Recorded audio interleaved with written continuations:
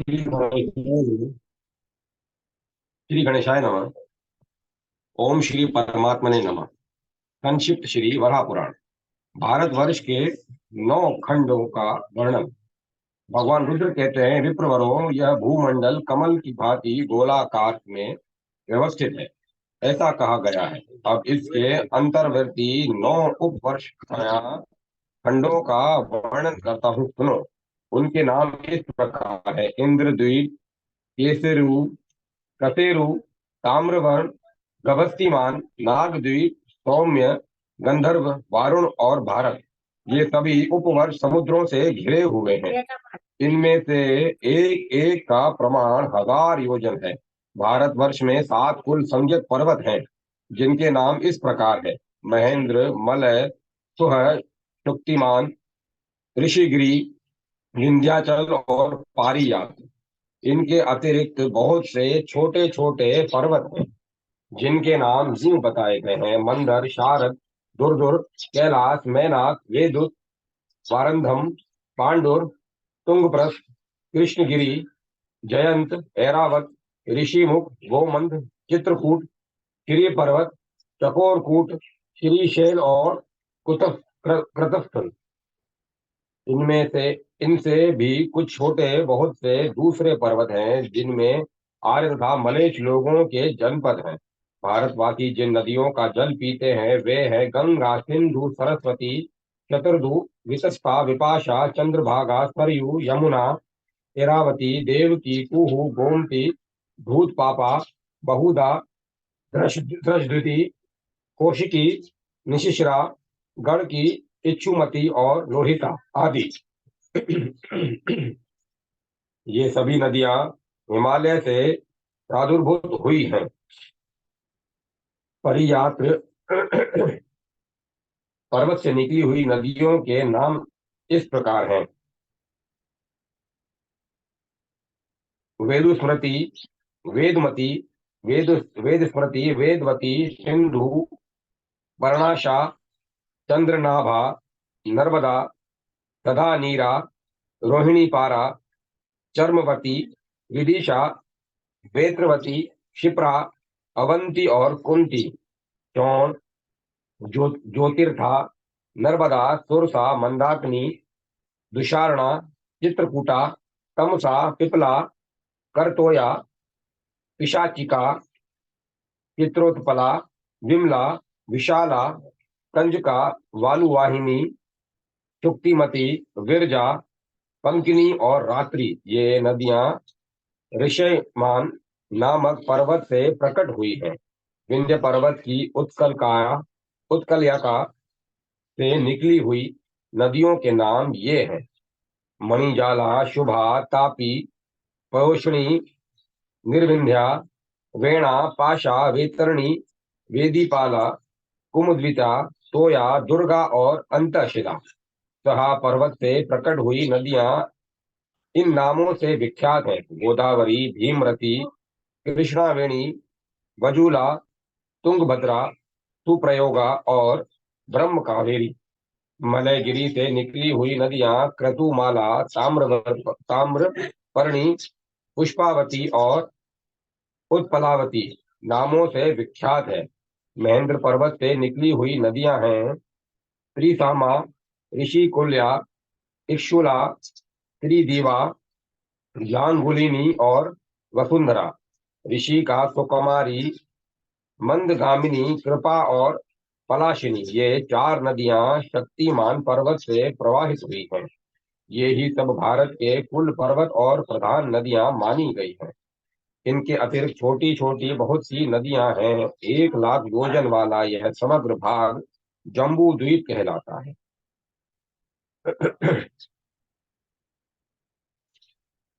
अध्याय 85 समाप्त। ओम नमः शिवाय। ओम नमः शिवाय। शाक एवं कुश द्वीपों का वर्णन। भगवान रुद्र कहते हैं, अब आप लोग शाक द्वीप का वर्णन सुने। जम्बू द्वीप अपने दूने परिमाण में लवण समुद्र द्वारा आवृत है। गोलाई में भी यह जम्बू द्वीप के दूने परिमाण में है। यहाँ के निवासी बड़े पवित्र और दीर्घजीवी होते हैं। दरिद्रता, बुढ़ापा और व्याधि का उन्हें पता नहीं रहता। इस शाक द्वीप में भी 7 ही कुल पर्वत हैं। इस द्वीप के दोनों ओर समुद्र है, एक और लवण समुद्र और दूसरी ओर क्षीर समुद्र। यहाँ पूर्व में फैला हुआ महान पर्वत उद्याचल के नाम से प्रसिद्ध है। उसके ऊपर पश्चिम भाग में जो पर्वत है उसका नाम है जलधार। उसका नाम जलधार है, उसी को लोग चंद्रगिरी भी कहते हैं। इंद्र वहीं से जल लेकर संसार में वर्षा करते हैं। इसके बाद श्वेतक नामक पर्वत है, उसके अंतर्गत 6 छोटे छोटे दूसरे पर्वत हैं। वहां की प्रजा इन पर्वतों पर अनेक प्रकार से मनोरंजन करती है। उसके बाद रजतगिरी है, उसी को जनता शाकगिरी भी कहती है। उसके बाद अंबिके पर्वत है, जिसे लोग विभ्राजक तथा केसरी भी कहते हैं। वहां से वायु का प्रभाव आरंभ होता है। जो कुल पर्वतों के नाम हैं, उन्हीं नामों से वहां के वर्षों वर्षों या खंडों की भी प्रसिद्धि है। वे कुल पर्वत इस प्रकार हैं: उदय, सुकुमार, जलधार, हेमक और महाद्रुम। पर्वतों के दूसरे दूसरे नाम भी हैं। उसके मध्य में शाक नाम का एक वृक्ष है। वहाँ 7 बड़ी बड़ी नदियां हैं। एक एक नदी के दो दो नाम हैं। ये हैं सुकुमारी, कुमारी, नंदा, वेणिका, धेनु, इशुमती और गभस्ती। भगवान रुद्र कहते हैं, अब आप लोग कुश नामक तीसरे द्वीप का वर्णन सुने। यह द्वीप विस्तार में शाक द्वीप से दूने परिमाण वाला है। क्षीर समुद्र के चारों ओर कुश द्वीप है। यहाँ भी 7 कुल पर्वत है। इन सभी पर्वतों के एक एक के दो दो नाम हैं। जैसे कुमुद पर्वत, इसी का दूसरा नाम विदुर्म भी है। इसी प्रकार दूसरा पर्वत उन्नत भी हेम नाम से विख्यात है। तीसरा पर्वत द्रोण या पुष्पवान नाम से विख्यात है। चौथा कंक या कुश है। पांचवा पर्वत ईश या अग्निमान है। छठा पर्वत महेश या हरि है। इस पर अग्नि का निवास है। और सातवां कुरुक्रद्र या मंदर है। ये पर्वत कुश द्वीप में व्यवस्थित है। इन पर्वतों से विभाजित भूभाग ही विभिन्न वर्ष या खंड है। इनमें एक एक वर्ष के दो दो नाम हैं। जैसे कुमुद पर्वत से संबंधित वर्ष श्वेत या उद्भिद कहा जाता है। उन्नत गिरी का वर्ष लोहित या वेणुमंडल नाम से विख्यात है। वलाहक पर्वत का वर्ष जेमुत या रथाकर नाम से भी प्रसिद्ध है। द्रोणगिरी के पास के वर्ष को कुछ लोग हरि वर्ष कहते हैं और दूसरे बलाधन। यहाँ भी 7 नदियां हैं। उनमें प्रत्येक नदी के भी दो दो नाम हैं। जैसे पहली नदी प्रतोया है, उसी का दूसरा नाम प्रवेशा है। दूसरी नदी शिवा नाम से विख्यात है, जिसका एक नाम यशोदा भी है। तीसरी नदी को चित्रा कहते हैं, उसी की एक संज्ञा कृष्णा है। चौथी ध्रुवादिनी को लोग चंद्रा भी कहते हैं। पांचवी नदी विद्युतलता नाम से प्रसिद्ध है, इसका दूसरा नाम शुक्ला है। छठी नदी वर्णा कहलाती है, उसी का एक नाम विभावरी है। विभावरी भी है। सातवीं नदी की संज्ञा बहती है, इसी को लोग धरती भी कहते हैं। ये सभी नदियां अपना प्रधान स्थान रखती हैं। यहाँ अन्य छोटी छोटी बहुत सी नदियां हैं। यह कुछ द्वीप के अवंतर भाग का वर्णन है। शाक द्वीप शास्त्रों में इसके दूने उपकरणों से युक्त है। प्राय ऐसी बात कही जाती है, कुश द्वीप के मध्य में एक बहुत बड़ी कुश की झाड़ी है, इसीलिए इसका नाम कुश द्वीप पड़ा। अमृत की तुलना करने वाले दधि मंडोत समुद्र से, जो मान में क्षीर समुद्र से का दूना है, घिरा हुआ है। अध्याय 86-87 समाप्त। ओम नमः शिवाय। ओम नमः शिवाय। क्रोंच और शालमली द्वीप का वर्णन। भगवान रुद्र बोले, अब आप लोग क्रोंच द्वीप का वर्णन सुने। द्वीपों के क्रम में यह चौथा द्वीप है। इसका परिमाण कुछ द्वीप से दुगना है। वहां एक समुद्र है जिसे दुगने परिमाण वाले इस क्रोंच द्वीप से घेर रखा है। उस द्वीप के 7 प्रधान पर्वत है। पहला जो क्रोंच है उसे लोग विदुरता, रेवत और मानस भी कहते हैं। यह अन्य पर्वतों के दो दो नाम है, जैसे पावन अंधकार, उच्चोदक, देवाव्रत, पुराप, देविष्ट, कांचन श्रृंग, देवनंद, गोविंद, द्विविंद और पौंड्रिक तोया। ये सातों रत्न में पर्वत क्रोंच द्वीप में स्थित हैं, जो एक से एक अधिक ऊंचे हैं। अब वहां के वर्षों का वर्णन करता हूँ, उसे सुनो। इस क्रोंच द्वीप के वर्ष भी दो दो नामों से पुकारे जाते हैं, जैसे कुशल, माधव, वामक, संवर्तक, कुष्णवान, सप्रकाश, पावन का पावनक, सुदर्शन, अंधकार, सम्मोह, मुनि देश, प्रकाश और दुंदुभी, अनर्थ आदि। वहां नदियां भी 7 ही हैं। उनके नाम इस प्रकार है: गौरी, कुमुदवती, संध्या, रात्रि, मनोजवा, ख्याति और पुंडरिका। ये सातों नदियां विभिन्न स्थानों पर भिन्न नामों से पुकारी जाती हैं। गौरी को कहीं कुशवाहा, कुमुदिता को आर्द्रवती, रौद्रा को संध्या, सुखावहा को भोगजवा, श्रीप्रोदा को ख्याति और बहुला को पुंडरीका कहते हैं। देश के वर्ण विचित्र से प्रभावित अनेकों छोटी छोटी नदियां हैं। इस क्रोंच द्वीप के चारों तरफ घृत समुद्र है, जो शाल्मली द्वीप से घिरा है। भगवान रुद्र कहते हैं, इस प्रकार 4 द्वीपों का वर्णन हो चुका। अब आप लोग 5वें द्वीप तथा वहां के निवासियों का वर्णन सुने।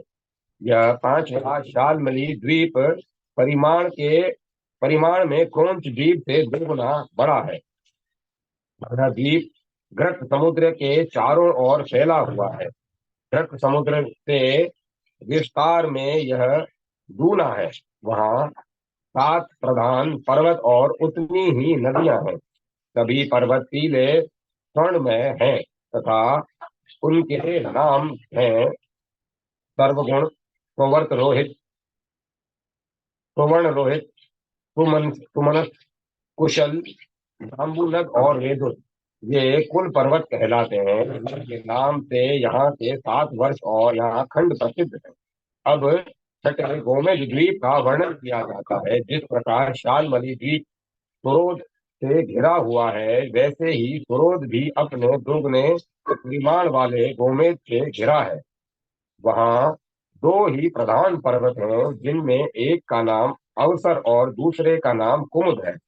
जहाँ ईख के रस का समुद्र है, उस समुद्र से दूने विस्तार में पुष्कर द्वीप है, जिससे वह घिरता गया है।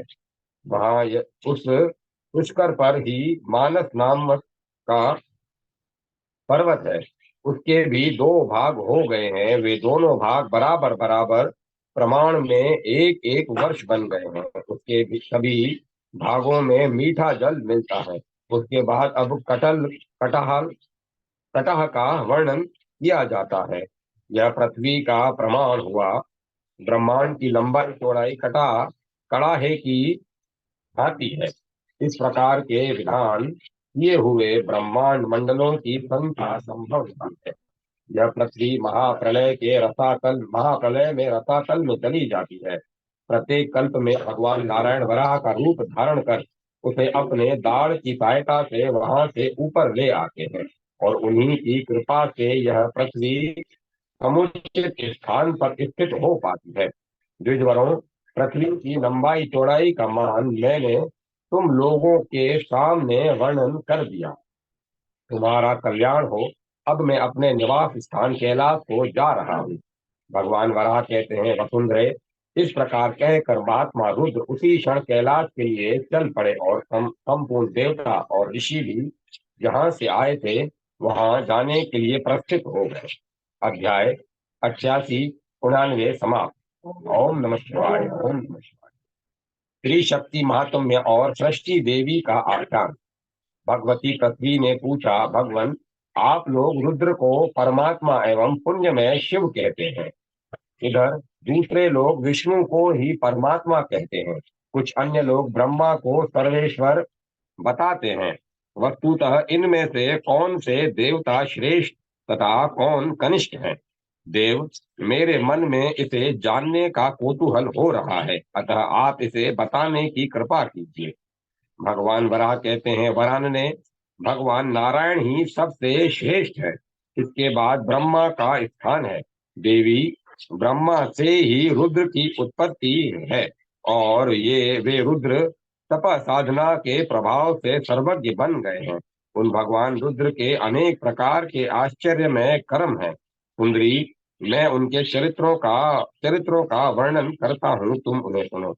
महान रमणीय एवं नाना प्रकार के विचित्र धातुओं से सुशोभित कैलाश नाम का एक पर्वत है, जो भगवान शूलपाणी त्रिलोचन शिव का नित्य निवास स्थल है। एक दिन की बात है, संपूर्ण प्राणी वर्ग द्वारा नमस्कृत भगवान पिनाक पाणी अपने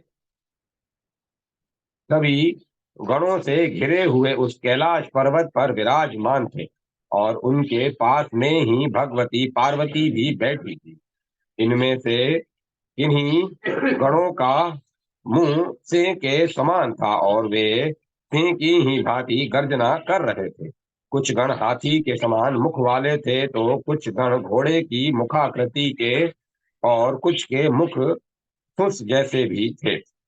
उनमें से कितने तो गाते, नाचते, दौड़ते और ताली ठोकते, हंसते, किलकिलाते, गरजते और मिट्टी के ढेलों को उठाकर परस्पर लड़ रहे थे। कुछ बल के अभिमान रखने वाले गण मल्ल युद्ध के नियम से लड़ रहे थे। भगवान रुद्र का देवी पार्वती के साथ हास विलास भी चल रहा था। इतने में ही अविनाशी ब्रह्मा जी भी देवताओं के साथ वहां पहुंच आए। उन्हें आया देखकर भगवान शिव ने उन्हें विधि पूर्वक पूजा की। उनकी विधि पूर्वक पूजा की। उन्होंने उनसे पूछा, ब्राह्मण, आप इस समय यहाँ कैसे पधारे और आपके मन में यह घबराहट कैसी है? ब्रह्मा जी ने कहा, अंधक नाम के एक महान दैत्य ने सभी देवताओं को अत्यंत पीड़ित कर रखा है। उससे त्राण पाने की इच्छा से शरण खोजते हुए सभी देवता मेरे पास पहुंचे। तब मैंने उन लोगों से कहा कि हम सब लोग भगवान शंकर के पास चले। देवे, इसी कारण हम सभी यहाँ आए हैं। इस प्रकार कहकर ब्रह्मा जी पिनाकपाणी भगवान रुद्र की ओर देखने लगे। साथ ही उन्होंने उसी क्षण परम प्रभु भगवान नारायण को भी अपने मन में स्मरण किया। बस तत्क्षण भगवान नारायण, ब्रह्मा एवं रुद्र इन दोनों देवताओं के बीच में विराजमान हो गए। अब ब्रह्मा, विष्णु एवं रुद्र ये तीनों ही परस्पर प्रेम पूर्वक दृष्टि से देखने लगे। उस समय उन तीनों की जो तीन प्रकार की दृष्टियां थी, एक रूप में परिणित हो गई और इससे तत्काल एक कन्या का प्रादुर्भाव हुआ, जिसका परम परम जिसका स्वरूप परम दिव्य था। उसके अंग नीले कमल के समान श्यामल थे तथा उसके सिर के बाल भी नीले घुंघराले एवं मुड़े थे। उसकी नासिका, ललाट और मुख की सुंदरता असीम थी। विश्वकर्मा ने शास्त्रों में जो अग्नि जीव के अंग लक्षण बतलाए हैं, वे सभी लक्षण सुंदर प्रतिष्ठा पाने वाली उस कुमारी कन्या में एकत्र दिखाई देते थे। अब ब्रह्मा, विष्णु तथा महेश्वर उन तीनों देवताओं ने उस दिव्य कन्या को देखकर पूछा, शुभे, तुम कौन हो और विज्ञानमयी देवी, तुम क्या करना चाहती हो? इस पर शुक्ल, कृष्ण एवं रक्त इन तीनों वर्णों से सुशोभित उस कन्या ने कहा, देव श्रेष्ठों, मैं तो आप लोगों की दृष्टि से ही उत्पन्न हुई हूँ। क्या आप लोग अपने से ही उत्पन्न अपनी परमेश्वरी शक्ति मुझ कन्या को नहीं जानते? इस पर ब्रह्मा आदि तीनों देवताओं ने अत्यंत प्रसन्न होकर उस दिव्य कुमारी को वर दिया, देवी, तुम्हारा नाम त्रिकला होगा। तुम विश्व की सर्वदा रक्षा करोगी। महाभागे, गुणों के अनुसार तुम्हारे अन्य भी बहुत से नाम होंगे और उन नामों में संपूर्ण कार्यों की सिद्ध करने की शक्ति होगी। सुंदर मुख एवं अंगों से शोभा पाने वाली देवी, तुम में जो ये तीन वर्ण दिखाई पड़ते हैं, तुम इनसे अपनी तीन मूर्तियां बना लो। देवताओं के इस प्रकार कहने पर उस कुमारी ने अपने श्वेत रक्त और श्यामल रंग से युक्त युक्त इन तीन शरीर बना लिए। श्यामल रंग से युक्त तीन शरीर बना लिए, श्वेत रक्त और श्यामल रंग से युक्त तीन शरीर बना लिए। ब्रह्मा के अंश में ब्राह्मी सरस्वती नामक मंगलमयी सौम्य रूपिणी शक्ति उत्पन्न हुई, जो प्रजाओं की सृष्टि करती है। सूक्ष्म कटी भाग सुंदर रूप तथा लाल वर्ण वाली जो दूसरी कन्या थी, वह वैष्णवी कहलाई। उसके हाथ में शंख एवं चक्र सुशोभित हो रहे थे। वह विष्णु की कला कही जाती है तथा अखिल विश्व का पालन करती है, जिसे विष्णु माया भी कहते हैं। जो काले रंग से शोभा पाने वाली रुद्र की शक्ति थी और जिसने हाथ में त्रिशूल ले रखा था तथा जिसके दांत बड़े विकराल थे, वह जगत का संहार कार्य करने वाली रुद्राणी है। ब्रह्मा से प्रकट हुई श्वेत वर्ण वाली कन्या विभावरी कहलाती है। उस कुमारी के नेत्र खिले हुए कमल के समान सुंदर थे। वह ब्रह्मा जी के परामर्श से अंतर्ध्यान होकर सर्वज्ञता प्राप्त करने की अभिलाषा से श्वेत गिरी पर तपस्या करने के लिए चली गई और वहां पहुंचकर उसने तीव्र तप तीव्र तीव्र तप आरंभ कर लिया। इधर जो कुमारी भगवान विष्णु के अंश से अवतरित हुई थी, वह भी अत्यंत कठोर तपस्या करने का संकल्प लेकर मंदराचल पर्वत पर चली गई। तीसरी जो श्यामल वर्ण की कन्या थी तथा जिसके नेत्र बड़े विशाल और दाढ़ भयंकर थे तथा जो रुद्र के अंश से उत्पन्न हुई थी, वह कल्याणमयी कुमारी तपस्या करने के उद्देश्य से नीलगिरी पर चली गई। कुछ समय के पश्चात प्रजापति ब्रह्मा जी प्रजाओं की सृष्टि में तत्पर हुए, पर बहुत समय तक प्रयास करने पर भी प्रजा की वृद्धि नहीं हुई। अब वे मन ही मन सोचने लगे कि क्या कारण है कि मेरी प्रजा बढ़ नहीं रही है। भगवान वराह पृथ्वी से कहते हैं, सुवर्ते, अब ब्रह्मा जी ने योगाभ्यास के सहारे अपने हृदय में ध्यान लगाया तो श्वेत पर्वत पर स्थित सृष्टि कुमारी की तपस्या की बात उनके समझ में आ गई। उस समय तपस्या के प्रभाव से उस कन्या के संपूर्ण पाप दग्ध हो चुके थे। फिर तो ब्रह्मा जी कमल के समान नेत्र वाली वह दिव्य कुमारी जहाँ विराजमान थी, वहां पहुंचकर उस तपस्विनी दिव्य कुमारी को देखा और साथ ही वे ये वचन बोले, कमनीय कांति वाली कल्याणी, तुम प्रधान कार्य की अवहेलना करके अब तपस्या क्यों कर रही हो? विशाल नेत्रों वाली कन्या के मैं तुम पर प्रसन्न हूँ, तुम वर मांग लो। सृष्टि देवी ने कहा, भगवान, मैं एक स्थान पर नहीं रहना चाहती, इसीलिए मैं आपसे यह वर मांगती हूँ कि मैं सर्वत्र गामिनी बन जाऊं। जब सृष्टि देवी ने प्रजापति ब्रह्मा से ऐसी बात कही, तब उन्होंने उससे कहा, देवी, तुम सभी जगह जा सकोगी और सर्वव्यापिनी होगी। ब्रह्मा जी के ऐसा कहते ही कमल के समान नेत्रों वाली वह सृष्टि देवी उन्हीं के अंग में लीन हो गई। अब ब्रह्मा जी की सृष्टि बड़ी तेजी से बढ़ने लगी और फिर शीघ्र ही उनके 7 मानस पुत्र हुए। उन पुत्रों के भी अन्य संतानों की उत्पत्ति हुई। फिर उनसे बहुत सी प्रजाएं उत्पन्न हुई। उसके बाद स्वभेज, उद्भिज, जरायुज और अंडज, इन 4 प्रकार के प्राणियों की उत्पत्ति हुई। फिर तो चर अचर प्राणियों की सृष्टि से यह सारा विश्व ही भर गया। यह संपूर्ण स्थावर जगमात्मक जगत तथा सारा वांग्मय विश्व, इन सब की रचना में उस सृष्टि देवी का ही हाथ है। उन्हें उसी ने भूत भविष्य और वर्तमान इन तीनों कालों की भी व्यवस्था की है। अध्याय 90 समाप्त। ओम नमः शिवाय। ओम नमः। त्रिशक्ति महात्मा महात्म्य में सृष्टि सरस्वती तथा वैष्णवी देवी का वर्णन।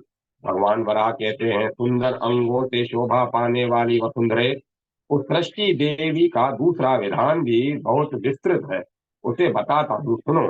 परमेश्वरी रुद्र के द्वारा जो वह तीन शक्ति वाली देवी बताई गई है, उसके प्रकरण में सर्वप्रथम श्वेत वर्ण वाली सृष्टि देवी का प्रसंग आया है। वह संपूर्ण अक्षरों से युक्त होने पर भी एकाक्षरा कहलाती है। यह देवी कहीं तो वागीशा और कहीं सरस्वती कही जाती है, और कहीं वह विश्वेश्वरी और अमिताक्षरा नाम से भी प्रसिद्ध है। कुछ स्थलों में उसी को ज्ञान निधि अथवा विभावरी देवी भी कहते हैं, अथवा वरानने। जितने भी स्त्रीवाची नाम हैं वे सभी उसके नाम हैं, ऐसा समझना चाहिए। विष्णु के अंश वाली वैष्णवी देवी का वर्ण लाल है। उनकी आंखें बड़ी बड़ी हैं तथा उनका रूप अत्यंत मनोहर है। ये दोनों शक्तियां तथा तीसरी भी जो रुद्र के अंश से अभिव्यक्त रौद्री शक्ति है, भगवान रुद्र को जानने वाले के लिए एक साथ सिद्ध हो जाती है। देवी वसुंधरे, यह सर्व रूपमयी देवी एक ही है, परंतु वह एक ही वहाँ इस प्रकार तीन भेदों से निर्दिष्ट है। सुंदरी, मैंने तुम्हारे सामने इसी सनातनी सृष्टि देवी का वर्णन किया है। स्थावर जगम में यह अखिल जगत उस सृष्टि देवी से ओतप्रोत है। जो यह सृष्टि देवी है, जिससे आदि काल में अव्यक्त जन्मा ब्रह्मा जी की सृष्टि का संबंध हुआ था, उसकी महिमा को जानकर पितामह ब्रह्मा ने उचित शब्दों में इस प्रकार स्तुति की थी। ब्रह्मा जी बोले, देवी, तुम सत्य स्वरूपा, सदा अचल रहने वाली, सबको आश्रय देने में कुशल, अविनाशी, सर्वव्यापी, सबको जन्म देने वाली, अखिल प्राणियों पर शासन करने में परम समर्थ, सर्वज्ञ, सिद्धि बुद्धि रूपा तथा संपूर्ण सिद्धियों को प्रदान करने वाली हो। सुंदरी, तुम्हारी जय हो। देवी, ओंकार तुम्हारा स्वरूप है, तुम उसमें सदा विराजती हो। वेदों की उत्पत्ति भी तुमसे ही हुई है। मनोहर मुख वाली देवी, देवता, दानव, यक्ष, गंधर्व, राक्षस, पशु और विरुद्ध, वृक्ष, लता आदि, इन सब का जन्म तुम्हारी ही कृपा से होता है। तुम्ही विद्या, विधेश्वरी, सिद्धा और सुरेश्वरी हो। तुम्हारी जय हो, जय हो, जय हो। भगवान वराह कहते हैं, वसुंधरे, जो वैष्णवी देवी तपस्या करने के लिए मंदराचल पर्वत पर गई थी, अब उसका वर्णन सुनो।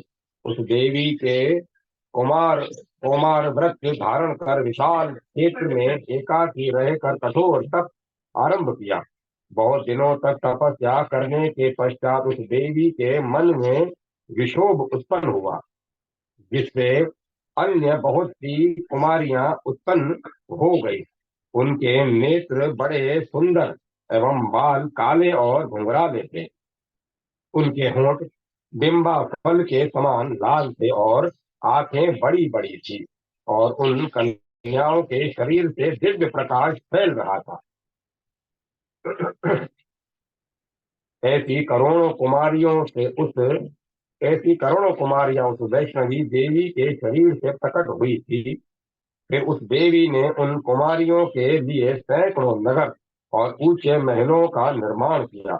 उन भवनों के भीतर मणियों की सीढ़ियां, अनेक जलाशय एवं छोटे छोटे सुंदर उपवन थे। उस मंदराचल पर स्थित उस असंख्य भवनों में अब वे कन्याएं निवास करने लगी।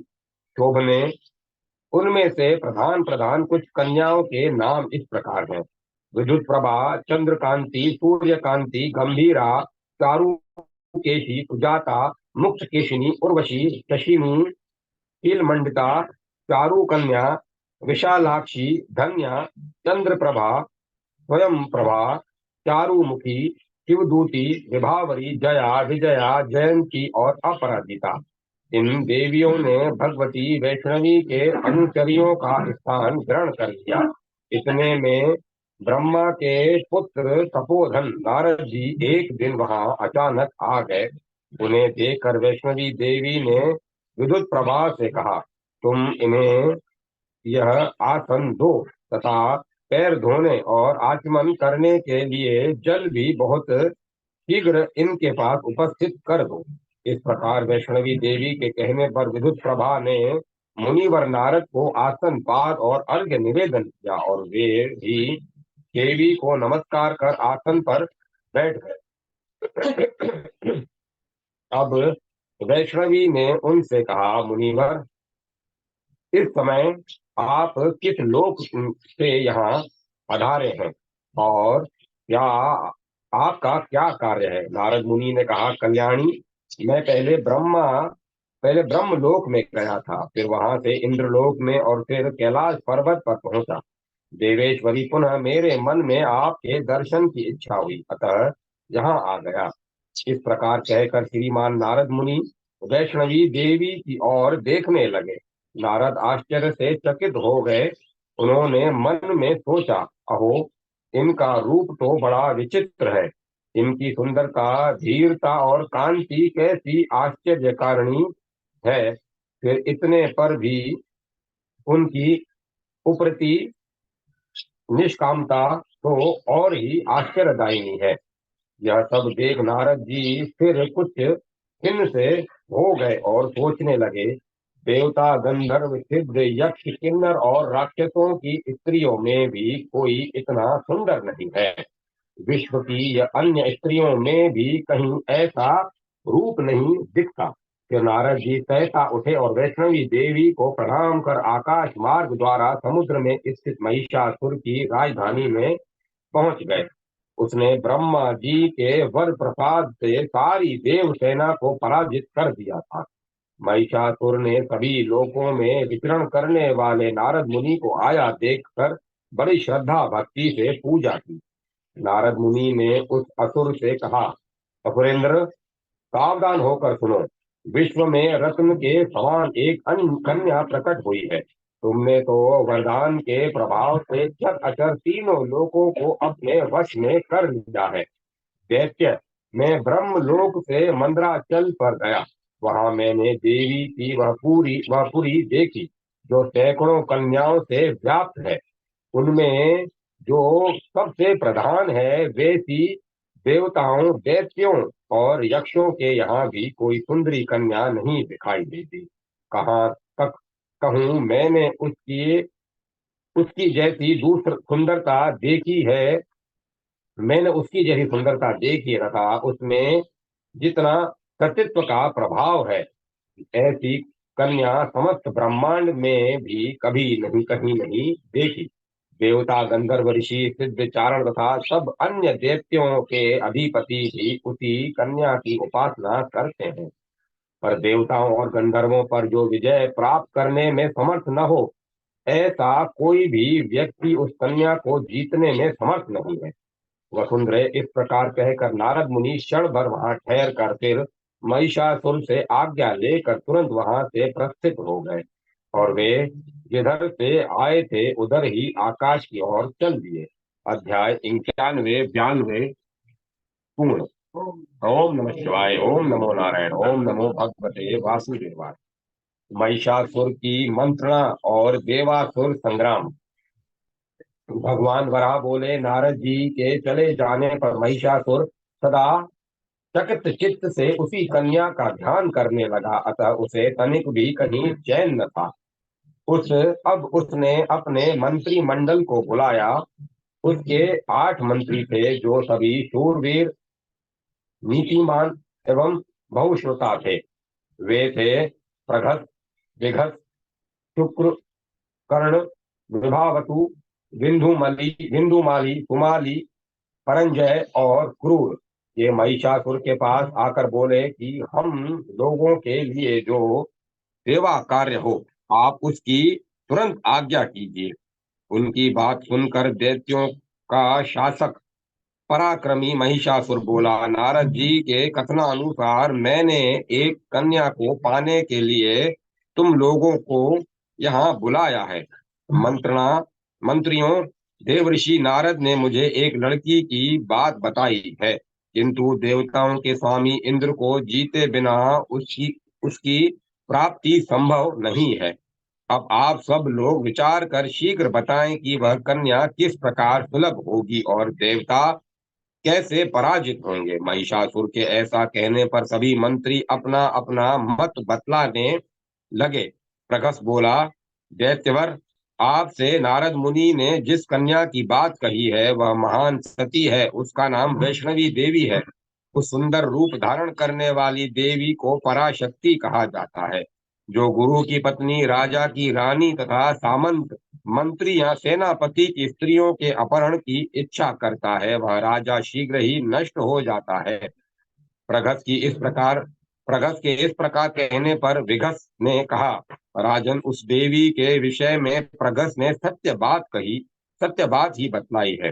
यदि सब लोगों का एक मत हो जाए और बुद्धि उस बात का समर्थन करे तो सर्वप्रथम हमें उस कन्या का वर्ण ही करना चाहिए, परंतु स्वच्छंदता पूर्वक उसका बलात् अपहरण या अपकर्षण कदापि ठीक नहीं है।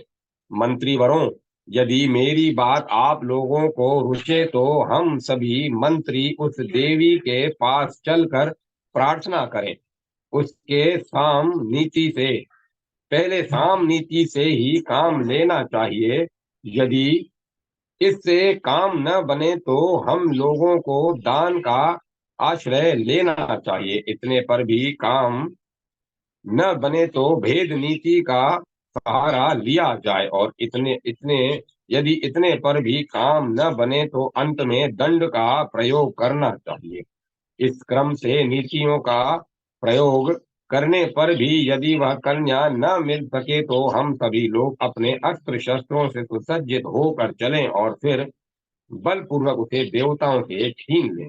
विगत के इस प्रकार कहने पर अन्य मंत्री बोले, उस सुंदरी कन्या के विषय में विगत ने जो बात कही है वह बहुत ही युक्त है। हम लोग यथा शीघ्र वही वही करें। अब शास्त्रों के जानकार, नीतिज्ञ, पवित्र एवं शक्ति संपन्न एक दूत को वहां भेज दिया जाए। दूत के द्वारा उसके रूप, पराक्रम, शौर्य, गर्व, बल, बंधुओं के सहयोग, सामग्री, रहने के साधन आदि की जानकारी प्राप्त कर उस देवी को प्राप्त करने के लिए प्रयत्न करना चाहिए। जब विगत ने सभा में यह बात कही तो सब लोग उसे साधु साधु बहुत ठीक कहने लगे। सुंदरी तदंतर सभी मंत्रियों ने मंत्री श्रेष्ठ विगत की प्रशंसा की और साथ ही उस देवी को देखने के लिए सभी लक्षणों से युक्त विद्युत प्रभ नामक दूत को भेजा। उधर इधर महिषासुर के मंत्रियों ने मंत्रिमंडल की पुनः बैठक बुलाई और परस्पर परामर्श कर उसे उस कन्या को शीघ्र प्राप्त करने के लिए देवताओं पर आक्रमण कर विजय प्राप्त करने की सलाह दी। महिष की सेना में उस समय 9 पद्म की संख्या में असुर योद्धा थे। उसने अपने सेनापति विरूपाक्ष को ससैन्य युद्ध के लिए प्रस्थान करने की आज्ञा दी। भगवान वराह कहते हैं, वसुंधरे, उस इस सारी सेना के साथ इच्छा अनुसार रूप धारण करने वाला महान पराक्रमी महिषासुर हाथी पर सवार होकर मंदराचल पर्वत पर पहुंचा। उसके वहां पहुंचते ही देव समुदाय में भगदड़ मच गई। तभी असुर सैनिकों ने अपने अपने शस्त्रों और वाहनों के साथ गंभीर गर्जना करते हुए देवताओं पर आक्रमण कर दिया। उनका तुमुल युद्ध देखकर रोंगटे खड़े हो जाते थे। अंजन के समान काले, नील कुक्षी, मेघ वर्ण, बलहाक, उद्राक्ष, ललाटाक्ष, सुभीम, भीम विक्रम और सर्वभानु, इन 8 दैत्यों ने मोर्चे पर वसुओं को मारना आरंभ किया।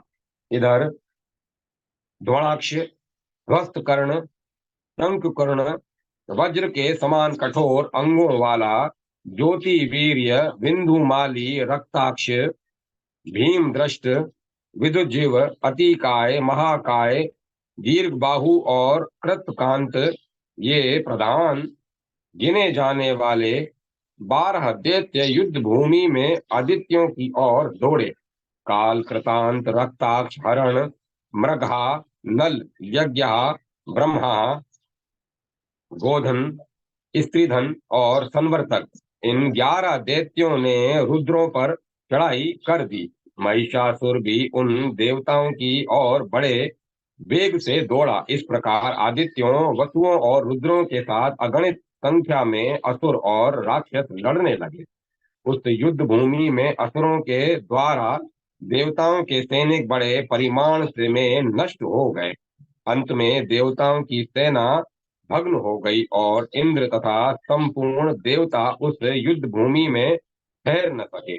दानवों ने उन्हें अनेक प्रकार के शास्त्रों, शस्त्रों, शूलों, पटीशों और मुदगरों से अर्जित कर दिया था। अंत में दानवों से पीड़ित होकर ये सभी देवता ब्रह्मा जी के लोक में गए। अध्याय 93-94 समाप्त। ओम नमः शिवाय। ओम नमो भगवते वासुदेवाय। जय माँ भगवती, जय माँ नारायणी। महिषासुर का वध। भगवान वराह बोले, वसुधे, अब इधर विद्युत प्रभ नामक दैत्य भी महिषासुर को प्रणाम कर चला और उसके दूत के रूप में भगवती वैष्णवी के पास पहुंचा, जहां वे सैकड़ों अन्य कुमारियों के साथ बैठी थी।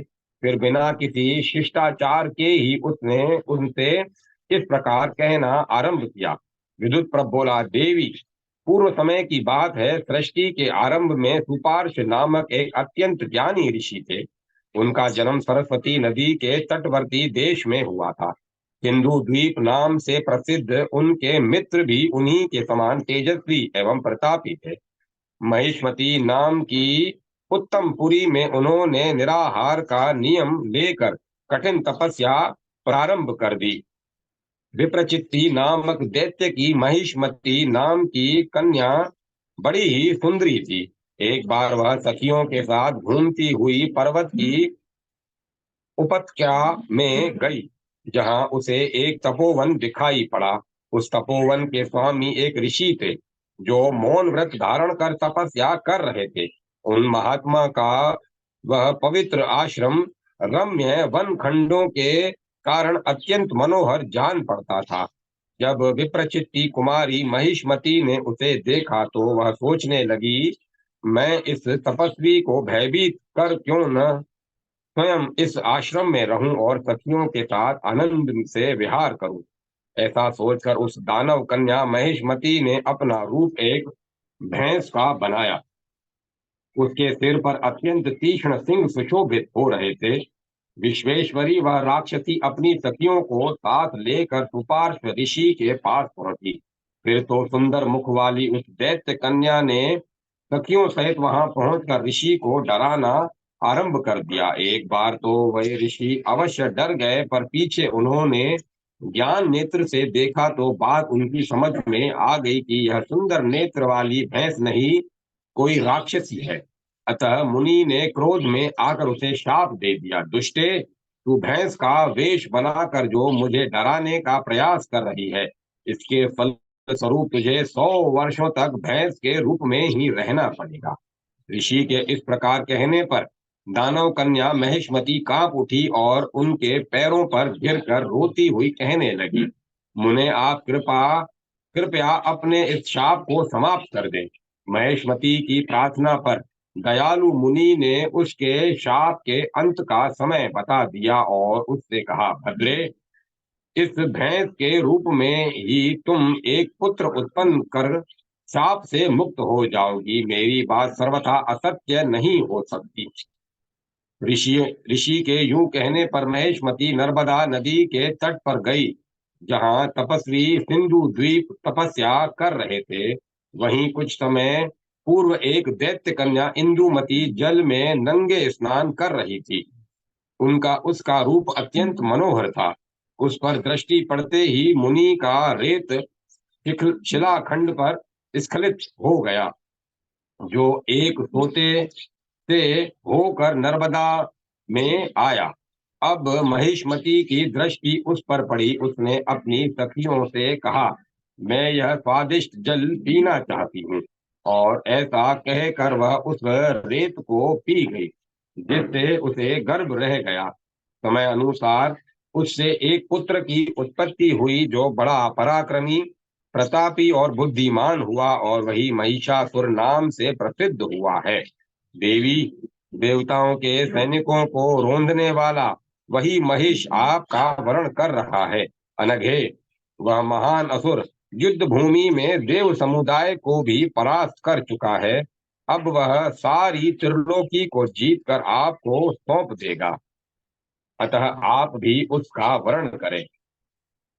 दूत के ऐसा कहने पर भगवती वैष्णवी देवी बड़े जोरों से हंस पड़ी। उसके उनके हंसते समय उस दूत को देवी के उदर में चर और अचर सहित तीनों लोक दिखने लगे। वह उसी क्षण आश्चर्य से घबरा कर मानो चक्कर खाने लगा। अब उस दूत के उत्तर में देवी की प्रतिहारिणी द्वारपालिका ने, जिसका नाम जया था, भगवती वैष्णवी के हृदय की बात कहना आरंभ किया। जया बोली, कन्या को प्राप्त करने की इच्छा करने वाले महिष ने तुझसे जैसा कहा है, तुमने वैसी ही बात यहाँ आकर कही है।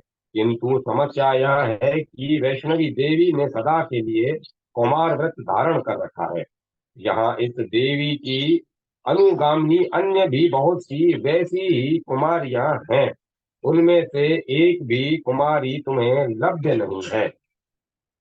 फिर स्वयं भगवती वैष्णवी के पाने की तो कल्पना ही सर्वथ व्यर्थ है। दूत, तुम बहुत शीघ्र यहाँ से चले जाओ। तुम्हारी दूसरी कोई बात यहाँ नहीं हो सकेगी। इस प्रकार प्रतिहारिणी के कहने पर विद्युत प्रभ वहां से चला गया। इतने में ही परम तपस्वी मुनिवर नारद जी उच्च स्वर से वाणी वीणा की तान छेड़ते हुए आकाश मार्ग से वहां पहुंचे। उन मुनि ने अहो भाग्य कहते हुए उन कुमारी को प्रणाम किया, और देवी द्वारा पूजित होकर वे सुंदर आसन पर बैठ गए। फिर संपूर्ण देवियों को प्रणाम कर वे कहने लगे, देवी, देव समुदाय ने बड़े आदर से मुझे आपके पास भेजा है, क्योंकि महिषासुर ने संग्राम में उन्हें परास्त कर दिया है। देवी, यही नहीं, वह दैत्यराज आपको पाने के लिए भी प्रयत्नशील है। वरान ने देवताओं की यह बात आपको बताने आया हूँ। देवेश्वरी, आप डटकर उस दैत्य से युद्ध करें तथा उसे मार डालें। भगवती वैष्णवी से यूं कहकर नारद जी तुरंत अंतर्ध्यान हो गए। वे इच्छा अनुसार वहां से कहीं अन्यत्र चले गए। अब देवी ने सभी कन्याओं से कहा, तुम सभी अस्त्र शस्त्र से सुसज्जित हो जाओ। तब वे समस्त परम पराक्रमी कन्याएं देवी की आज्ञा से भयंकर आकार धारण कर ढाल, तलवार और धनुष आदि शस्त्रास्त्रों से सुसज्ज हो दैत्यों का संहार करने तथा युद्ध करने के विचार से डट गई। इतने में ही महिषासुर की सेना भी देव सेना को छोड़कर वहीं आ गई। फिर क्या था, उन स्वाभिमानी कन्याओं तथा दानवों में युद्ध छिड़ गया। उन कन्याओं के प्रयास से असुरों की वह चतुरंगनी सेना क्षण भर में समाप्त हो गई। कितनों के सिर कटकर पृथ्वी पर गिर पड़े। अन्य बहुत से दैत्यों की छाती चीर कर क्रव्याद गण रक्त पीने लगे। अनेक प्रधान दानवों के मस्तक कट गए और वे कदम्ब रूप में नृत्य करने लग गए। इस प्रकार एक ही क्षण में पाप बुद्धि वाले वे असुर युद्ध भूमि से भाग चले। कुछ दूसरे दैत्य भागते हुए महिषासुर के पास पहुंचे। निशाचरों की उस विशाल सेना में हाहाकार मच गया। उनकी ऐसी व्याकुलता देखकर महिषासुर ने सेनापति से कहा, सेनापते, क्या यह क्या मेरे सामने ही सेना का ऐसा संहार? अब हाथी के समान आकृति वाले यज्ञ हनु विरूपाक्ष ने महिषासुर से कहा, स्वामिन, इन कुमारियों ने ही चारों ओर से हमारे सैनिकों को भगा दिया है। अब क्या था, महिषासुर हाथ में गदा लेकर उधर दौड़ पड़ा जहां महादेवताओं एवं गंधर्वों से सुपूजित भगवती वैष्णवी विराजमान थी। उसे आते देख कर भगवती वैष्णवी ने अपनी 20 भुजाएं बना ली और उनके 20 हाथ में क्रमशः धनुष, ढाल, तलवार, शक्ति, बाण, फरसा, वज्र, शंख, त्रिशूल, गदा, मूसल, चक्र, वर्षा, दंड, पाश, ध्वज, घंटा, पान पात्र, अक्षय माला एवं कमल, ये आयुध विराजमान हो गए। उन देवी ने कवच भी धारण कर लिया और सिंह पर सवार हो गई। फिर उन्होंने देवादिदेव प्रलयंकर भगवान रुद्र को स्मरण किया। स्मरण करते ही साक्षात वृषध्वज वहां तत्क्षण पहुंच गए। उन्हें प्रणाम कर देवी ने सूचित किया, देवेश्वर, मैं संपूर्ण दैत्यों पर विजय प्राप्त करना चाहती हूँ। सनातन प्रभु, बस आप केवल यहाँ उपस्थित रहकर रणक्रीड़ा देखते रहें। जो कहकर भगवती परमेश्वरी सारी आसुरी सेना का संहार कर महेश की ओर दौड़ी। महेश भी अब उन पर बड़े वेग से टूट पड़ा। वह दानवराज कभी लड़ता, कभी भागता और कभी पुनः मोर्चे पर डट जाता। शोभने उस दानव का देवी के साथ देवताओं के वर्ष से 10,000 वर्षों तक यह संग्राम चलता रहा। अंत में वह डर कर सारे ब्रह्मांड में भागने लगा। फिर देवी ने शतशृंग पर्वत पर उसे पैरों से दबाकर शूल द्वारा मार डाला और तलवार द्वारा उसका सिर काट कर धड़ से अलग कर दिया।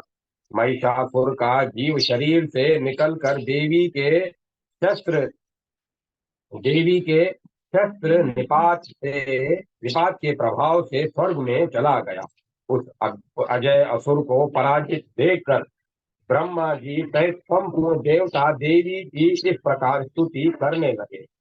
देवताओं ने स्तुति की, महान ऐश्वर्यों से सुसंपन्न देवी गंभीरा, भीम दर्शना, जयस्था, सिद्धि सिद्धांता, त्रिनेत्रा, विश्वेतोमुखी, जया, जप्या, महिषासुर मर्दनी, सर्वगा, सर्वा, देवेशी, विश्व रूपिणी, वैष्णवी, वित्त शोका, ध्रुवा, पद्मपत्र शोभेषणा, शुद्ध सतव व्रतस्था, चंड रूपा, विभावरी, रिद्धि सिद्धि प्रदा, विद्या अविद्या, अमृता, शिवा, कांकरी, वैष्णवी, ब्राह्मी, सर्वदेव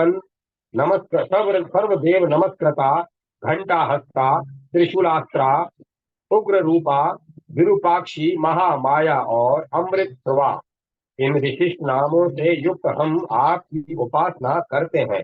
आप परम पुण्यमयी देवी के लिए हमारा निरंतर नमस्कार है। ध्रुव स्वरूपा देवी, आप संपूर्ण प्राणियों की हित चिंतिका हैं। अखिल प्राणी आपके ही रूप हैं। विद्याओं, पुराणों और शिल्प शास्त्रों की आप ही जननी है। समस्त संसार आप पर ही अवलंबित है। अंबिके, संपूर्ण वेदों के रहस्यों और सभी देहधारियों के केवल आप ही शरण है। शुभे, आपको सामान्य जनता विद्या और अविद्या नाम से पुकारती है। आपके लिए हमारा निरंतर शतशः नमस्कार है, नमस्कार है, नमस्कार है।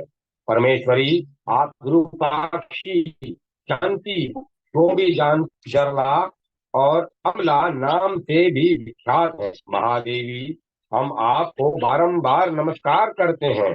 भगवती परमेश्वरी, रण संकट के उपस्थित होने पर जो आपकी शरण लेते हैं, उन भक्तों के सामने किसी प्रकार का अशुभ नहीं आता।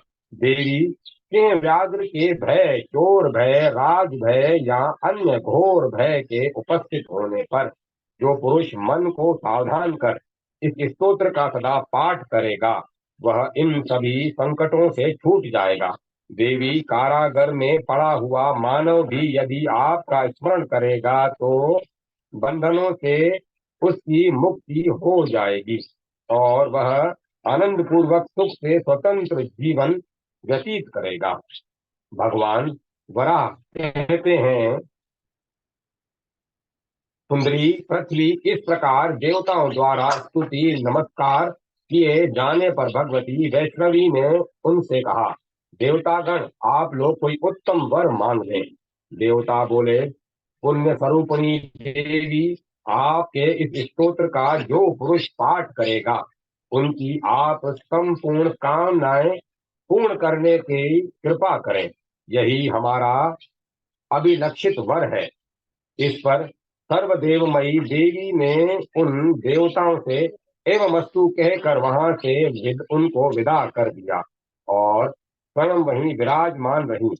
धराधरे यह प्रदेवी के दूसरे स्वरूप का वर्णन हुआ। जो इसे जान लेता है वह शोक दुख एवं दोषों से मुक्त होकर भगवती के आनंदमय पद को प्राप्त कर लेता है।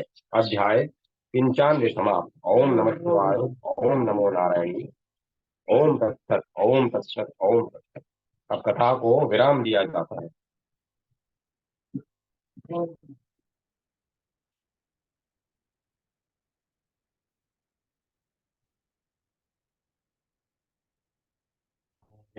हरे गोपाल।